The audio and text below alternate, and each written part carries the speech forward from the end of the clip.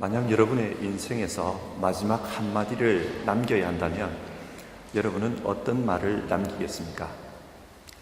어떤 책을 읽다 보니까 이런 이야기가 나옵니다. 독일의 한 병원에서 혀에 생긴 암을 수술하기 위해서 준비하고 있었습니다. 모든 수술 준비를 다 마친 의사가 녹음기를 준비해 놓고 환자에게 말합니다. 선생님, 이제 선생님의 혀를 잘라야 합니다. 앞으로 선생님의 생각을 글로 표현할 수는 있겠지만 말로 표현하는 것은 이번이 마지막입니다. 어떤 말을 남기고 싶습니까?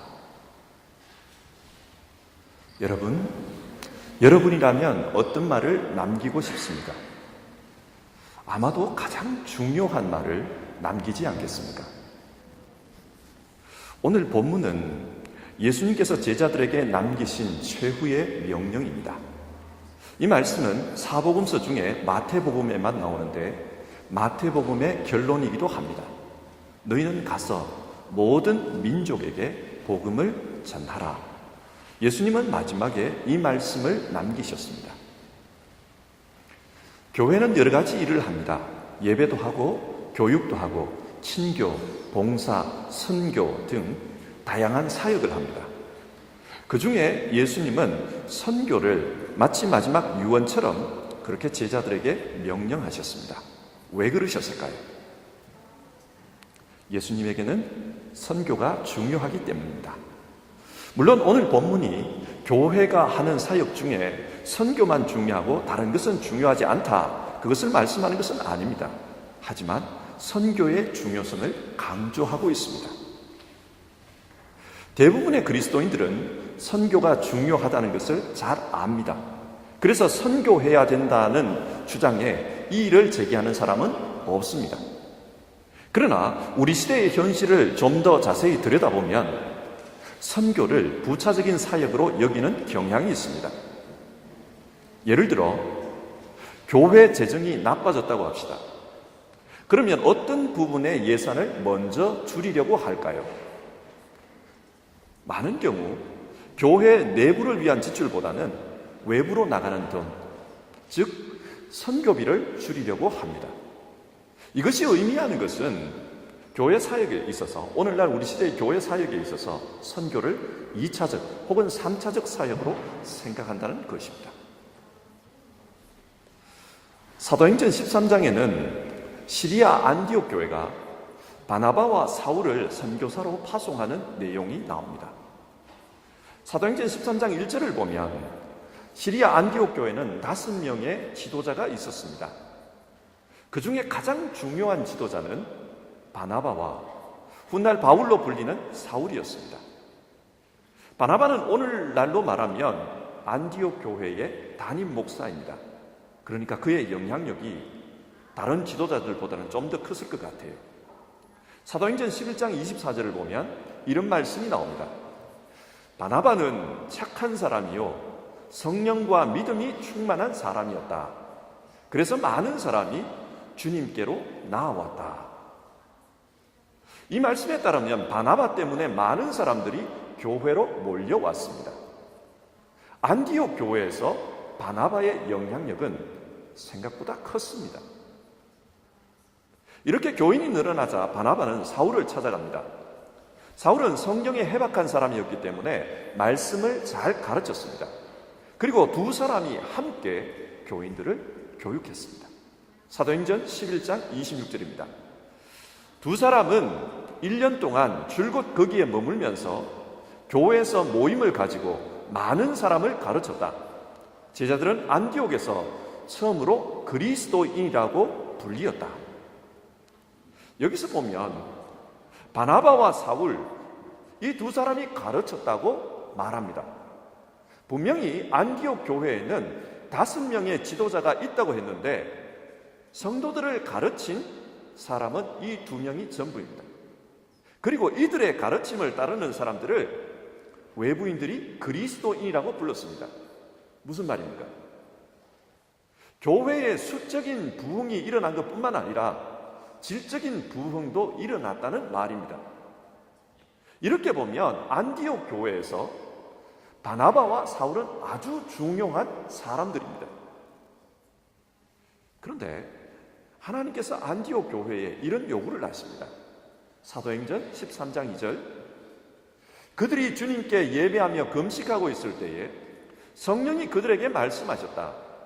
너희는 나를 위해서 바나바와 사울을 따로 세우라.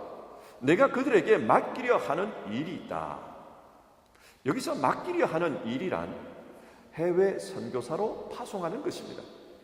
자, 여기서 한번 질문해 봅시다. 성령께서 왜 안디옥 교회에서 제일 중요한 역할을 하는 지도자를 해외 선교사로 파송하라고 합니까? 그들을 파송하고 나면 안디옥 교회는 어떻게 됩니까?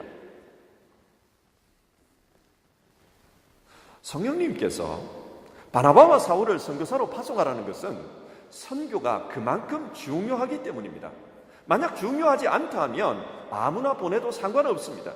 그러나 가장 중요하기에 그 교회에서 가장 중요한 지도자를 보냅니다. 사람들이 보기에는 우리 교회, 안디옥 교회가 중요합니다. 그러나 하나님이 보시기에는 이방 땅에 교회가 세워지고 복음이 이방으로 전해지는 것이 더 중요합니다. 그래서 더 중요한 지도자를 보내라고 합니다. 이처럼 선교는 중요한 일입니다. 절대로 해도 되고 안 해도 되는 그런 일이 아닙니다. 그렇다면 여러분, 하나님은 이 중요한 일을 어떤 방식으로 이루어 가십니까? 먼저 사람을 보내십니다. 오늘 본문 19절인데요. 그러므로 너희는 가서, 주님께서 제자들을 가라고 합니다. 파송합니다.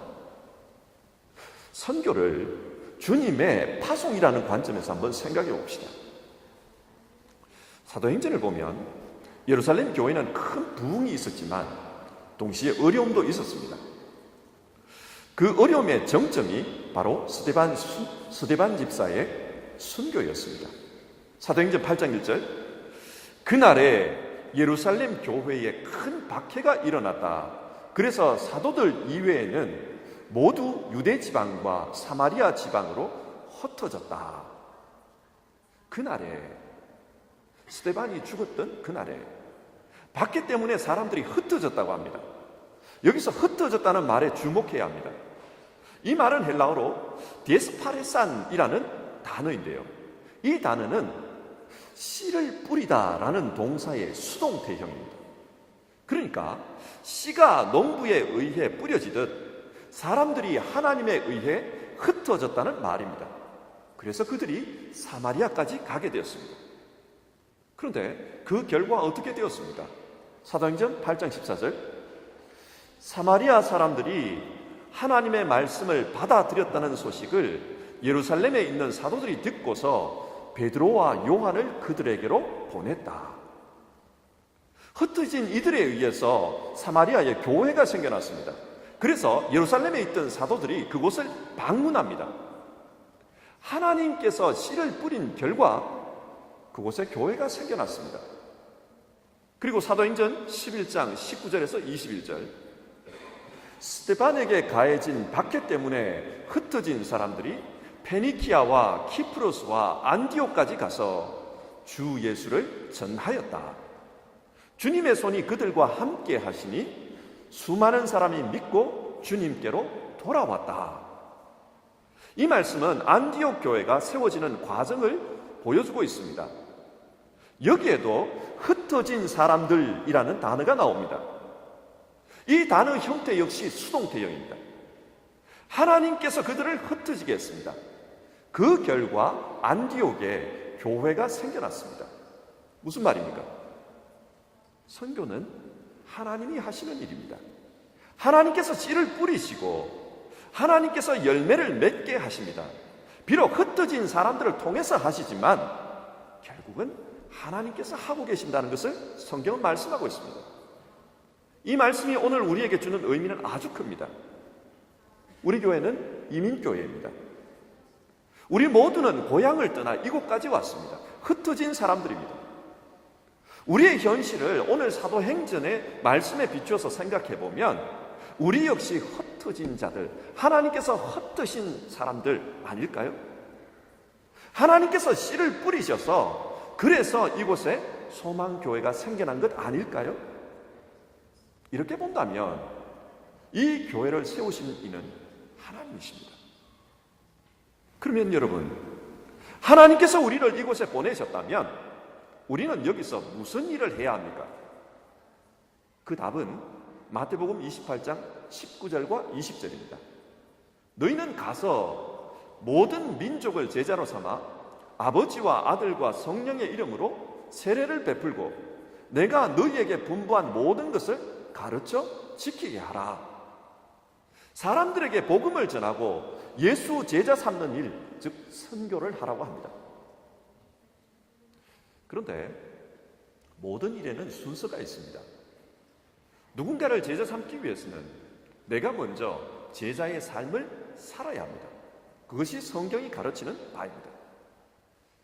오늘 이 교회 이재훈 목사님의 설교 말씀에 이런 이야기가 나오더라고요. 이 목사님이 언젠가 잠수함을 타고 바다 깊은 심해를 구경한 적이 있었다고 합니다. 잠수함을 타고 한참을 내려가니까 이제 더 이상은 밑으로 내려갈 수 없습니다. 그런 방송이 나왔다는 거예요. 그 이유는 더 이상 내려가면 잠수함이 그 물의 수압을 견디지 못해서 부서진다는 겁니다. 그러면서 더 이상은 아래로 못 내려가지만 유리창을 통해 아래를 보십시오. 그렇게 말이 나왔습니다. 그래서 진짜 밑을 보니까 신기하게도 아래에 물고기들이 헤엄치고 있었습니다. 순간 이 목사님에게 그런 질문이 생겼다고 합니다. 두꺼운 철판으로 만든 잠수함도 수압을 견디지 못하는데 어떻게 저 물고기들은 수압을 견딜 수 있을까? 물고기의 피부는 이 철판보다 약한데 어떻게 더 깊은 곳에서 살 수 있을까? 그래서 집으로 돌아온 이후에 여러 가지 책들을 보면서 공부를 했다고 합니다. 대답은 그런 거였습니다. 잠수함은 바깥에 물이 있지만 내부는 공기입니다. 그 수압의 압력의 차이가 있다는 거예요. 그래서 그 압력의 차이가 더 커지면 견디지를 못합니다. 반면 심해에 사는 물고기는 그 내부도 또 바깥도 물과 같은 액체로 밀도가 비슷하다는 거예요. 그래서 수압을 견딘다는 겁니다. 이것은 우리 신앙에서도 마찬가지입니다. 초대교회 성도들은 외적인 박해가 심했습니다. 외적인 압력이 강했습니다. 그런데 박해 때문에 흩어진 상태에서 어떻게 선교를 할 수 있었을까요? 그것은 그 내면이 박해보다 더 강한 복음으로 가득 차 있었기 때문입니다. 그래서 아무리 외부의 박해가 강해도 그 내면이 부서지지 않았던 겁니다. 흩어진 곳에서 오히려 교회를 세울 수가 있었습니다. 그 내면에 바깥에 강한 압력의 박해가 있었지만 동시에 그 내면에 강한 믿음이 있었다는 것입니다. 이것은 오늘 우리에게도 중요합니다. 누군가를 제자 삼는 일을 하기 전에 내가 예수님의 제자로 온전하게 사는 것이 중요합니다. 내가 성령 충만하게 살 때 그때 하나님의 역사는 그 사람을 통해 나타날 수 있습니다. 예수님께서 말씀하십니다.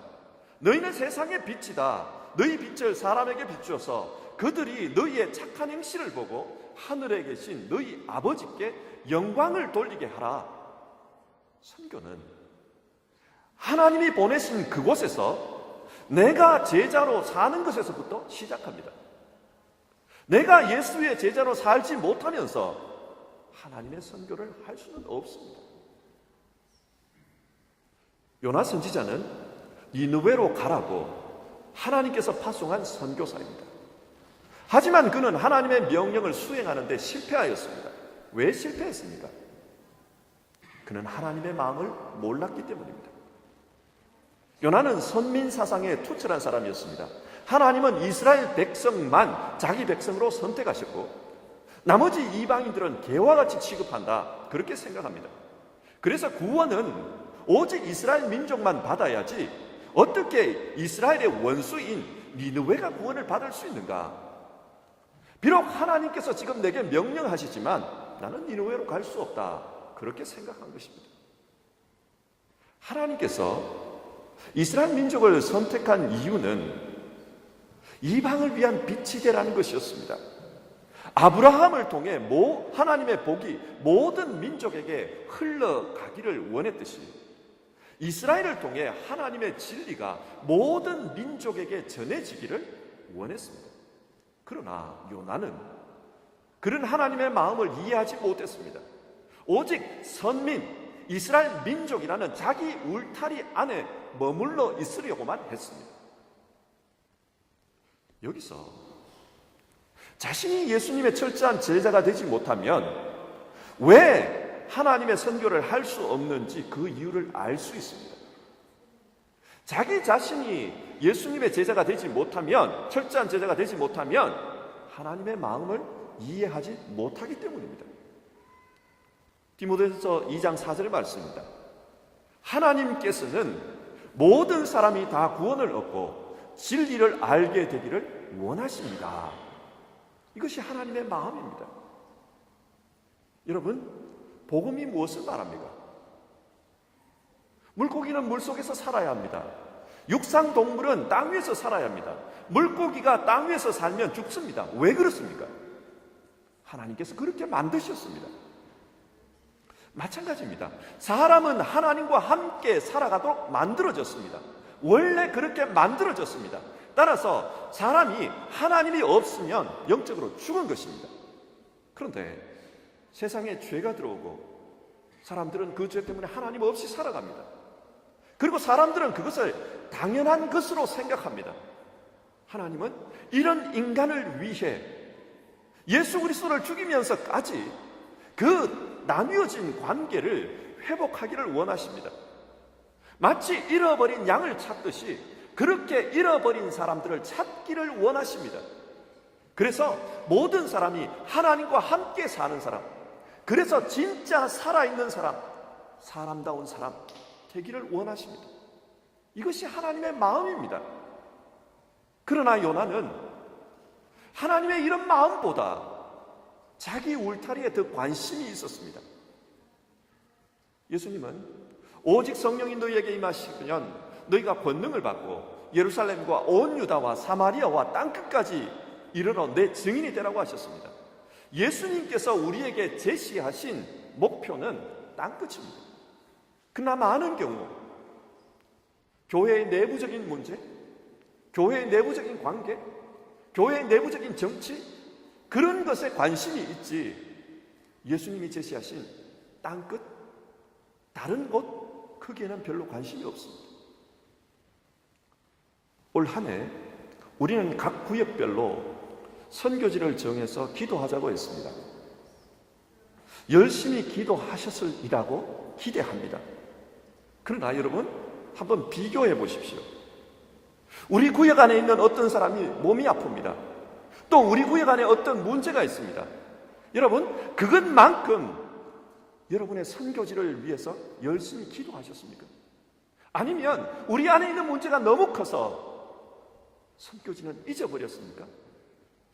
혹시 요나처럼 자기 울타리 안에만 관심이 있고 땅끝까지 가라는 하나님의 마음에는 관심이 적었던 것은 아닌지 선교주일 예배를 드리면서 올 한 해 우리의 모습을 한번 돌아봤으면 좋겠습니다. 구한말, 우리 한국에는 참 유능한 선교사님들이 많이 들어오셨습니다. 그 중에 윌리엄 베어드라는 선교사님이 있습니다. 이분은 공부를 많이 하신 분이었습니다. 그래서 28살의 나이에 미국 콜로라도 델 노르트 대학의 학장이 되었다고 합니다. 그는 신학생 시절 해외 선교를 위한 기도 모임에 나가서 열심히 기도했습니다. 그 기도 모임 멤버 중에는 사무엘 마펫이라는 친구가 있었는데 이분은 실제 한국 평양에 와서 선교사로 일하게 됩니다. 평양 신학교를 세운 분이 바로 이 사무엘 마펫입니다. 선교사로 일하는 중에 한국 남부 지방에도 선교사가 필요하다는 편지를 미국 북장로교회 선교부에 씁니다. 이 당시 선교는 평양과 서울 지역 그 중심에서만 이루어지고 있었습니다. 그리고 자기 친구 베어드 목사를 선교사로 추천합니다.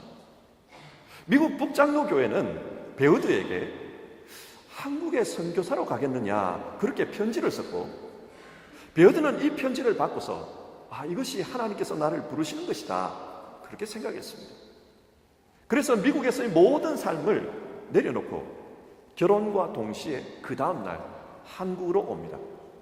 신혼여행을 배 위에서 보냈던 겁니다. 한국 남부 지역 선교사니까 처음에는 부산에 근거지를 두고 복음을 전했습니다. 이 당시 이분이 복음을 전했던 선교센터가 나중에 부산 초량교회가 되었습니다. 그런데 이분은 한국 내륙 지역 선교에 열심히 있었습니다. 그래서 한국인 전도사를 데리고 1년에 7달 정도를 경상도와 전라도, 즉 한반도의 남부 지역 내륙으로 그렇게 선교를 다녔습니다. 그래서 지금 경상도와 전라도 지역에는 시골에 있는 교회인데도 창립 100주년이 넘는 교회들이 꽤나 있습니다. 그리고 그 교회들 중에 많은 교회가 바로 이 베어드 선교사에 의해서 세워진 교회입니다. 이분은 엄청나게 걸어 다녔습니다. 그리고 이분은 원래 대학에서 일을 했기 때문에 교육에 관심이 많았습니다. 그래서 가는 곳마다 학당을 세웠습니다. 그 학교 중에 하나가 평양에 세워진 한국의 최초의 대학 숭실대학입니다.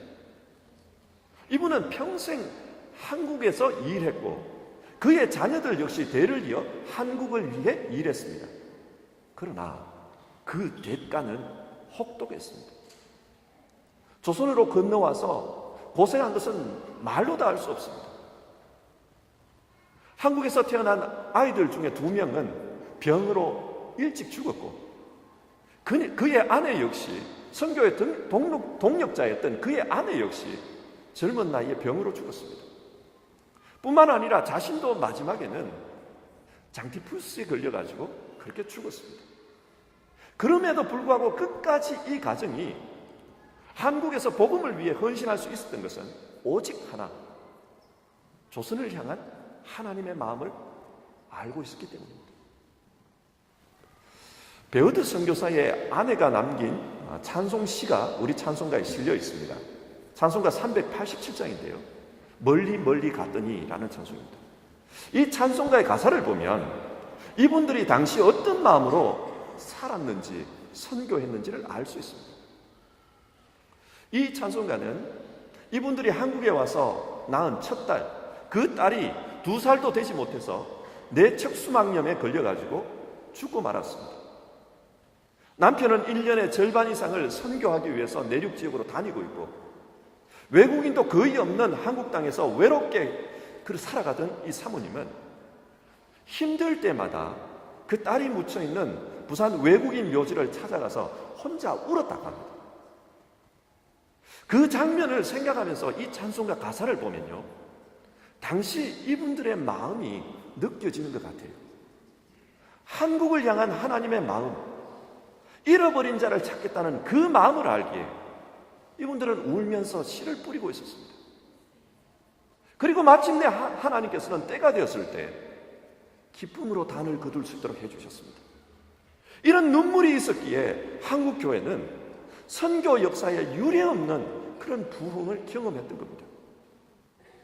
설교를 정리하겠습니다. 오늘 본문은 예수님께서 맡기신 중요한 사명에 대한 말씀입니다. 내용은 2가지입니다. 먼저는 흩어진 곳에서 예수님의 제자로 사는 것입니다. 또 땅끝 정신을 가지고 울타리를 넘어서 계속해서 울타리를 넘고 또 넘어서 복음을 전하라는 것입니다. 여러분, 오늘 우리 역시 이 땅에 흩어진 나그네입니다. 우리가 이 땅에서 신앙하며 사는 것을 하나님께서 선교사로 파송하신 것으로 그렇게 생각하면 어떨까요? 그러면 지금 우리에게 중요한 것은 이 땅에서 예수님의 제자로 바로 사는 것입니다. 안디옥 교회 교인들이 비로소 그리스도인이라 불려졌던 것처럼 우리 역시 예수 믿는 것이 무엇인지를 이곳에서 더 잘 보여줄 수 있었으면 좋겠습니다. 이것이 중요한 사명입니다. 그런데 보냄을 받은 사람이라고 다 하나님이 주신 사명을 잘 감당한 것은 아니었습니다. 요나는 하나님께서 보낸 사람이었지만 그는 자기 울타리 안에만 관심이 있었기 때문에 하나님께서 주신 사명을 제대로 감당하지 못했습니다. 우리 역시 우리에게만 관심이 있고 우리 교회 부흥에만 관심이 있고 땅끝을 향한 하나님의 마음에 관심이 없다면 우리의 결과는 어떠할까요? 우리 교회는 독일 땅에 있는 미자립 한인교회를 돕고 있습니다. 우리의 관심이 우리 교회 안에만 머물지 말고 땅끝으로 가라는 그 하나님의 마음을 우리가 설교하면서 한 번 더 생각해 봤으면 좋겠습니다.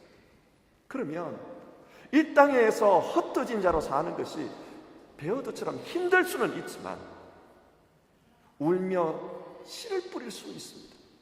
힘들 수 있지만 그래도 씨를 뿌릴 수 있습니다. 그리고 언젠가 하나님께서 때가 되었을 때 기쁨으로 단을 거두게 하실 겁니다. 우리는 이것을 믿습니다. 오늘 선교주일 우리가 이것을 믿으면서 그렇게 예배했으면 좋겠습니다. 다 같이 찬송합시다. 찬송가 387장입니다. 우리 모두도 하나님께서 흩어 뿌린 사람들입니다. 그래서 여기까지 왔습니다. 멀리 멀리 갔더니 처량하고 고나며 슬프고도 외로워 정처 없이 다니니 예수 내 주여 마음 아파 울 때에도 눈물 씻어주시고 나를 위로하소서. 다니다가 쉴 때에 쓸쓸한 곳 만나도 홀로 있게 마시고 주여 나를 보호하소서. 오늘 이민자로 살아가는 흩어진 백성 우리의 삶에도 이런 모습이 있을 줄 압니다. 그러나 여러분, 우리가 울며 씨를 뿌리는 하나님의 사람으로 살아가면 하나님께서 반드시 열매를 맺게 하실 겁니다. 우리는 흩어진 나그네들이지만 그러나 우리를 통해서 하나님의 역사는 이루어질 겁니다. 우리가 이 찬송가 가사처럼 우리도 같이 기도해 봅시다. 예수 내 주여 지금 내게 오셔서 나가지 마시고 길이 함께 해 주시옵소서. 이곳에서의 삶이 선교사의 삶이 되게 해 주시옵소서. 우리 그렇게 같이 기도해 봅시다.